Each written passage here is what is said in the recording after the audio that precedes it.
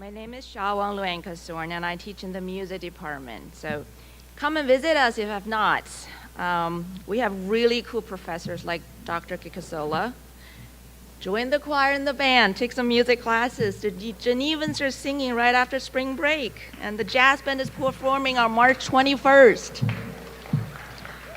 I had to, right? So before Dr. Work kicks me off the stage, I think I better get on with what I'm doing here today. When I was asked to share a testimonial with you all, and I had some tough choices to make. God touches us in the ways we cannot comprehend, and while most people are looking for that magic moment, God saves us from our rock bottom. I would like to say that sometimes there's no magic wand, or there's no magic ladder for you to climb out of that rock bottom. God is not a magician that with a wave of a magic wand all our troubles go away.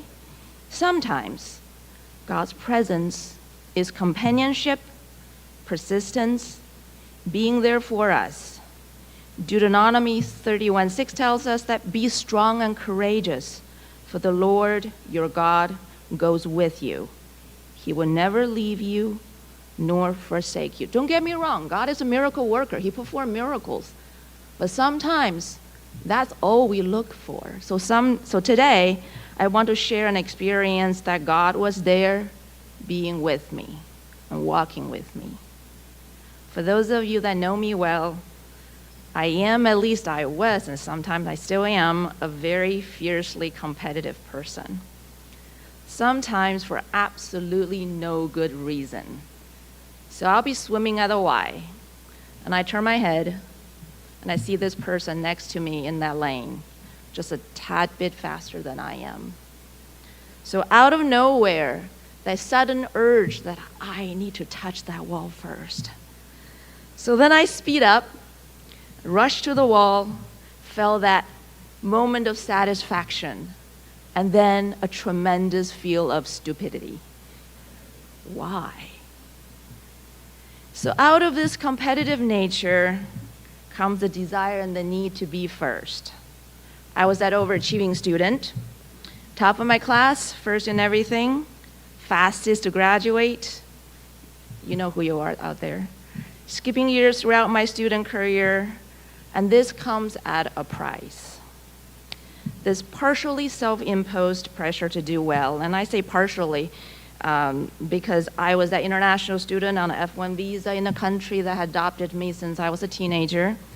My scholarship, fellowship, assistantship all rest upon the fact that I had to perform well as a student, scholar, and a teaching assistant. So this pressure left me a need, an unhealthy need for an outlet. So for me, through those years, that outlet was an eating disorder. First, it was just a way to get rid of that freshman 15 or 20. Then it turned into a series of clinical manifestation of a classic eating disorder.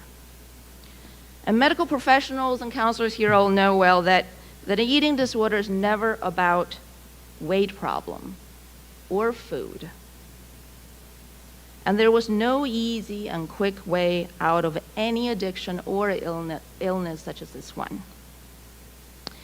So I never thought out for medical help, partially because who has the time as a graduate student chucking through a very tough program, partially because I didn't know how to ask for help. I didn't know how to articulate what I was going through. So I prayed and prayed. There was no magic wand or magic ladder. Be strong and courageous, for the Lord our God goes with you. He will never leave you nor forsake you. God walked with me, suffered with me, surrounded with me with God-loving people that unknowingly pulled me through those years of confusions and struggles. Slowly I learned to protect my body, a temple in which God dwells within us, and in His presence, I walked out of that rock bottom stumbling along the way. God was with me, and God is still with me. I chose this experience because I know in this audience, there are people who are suffering and struggling, just like I was. Seeking that magic letter to get you out of that rock bottom.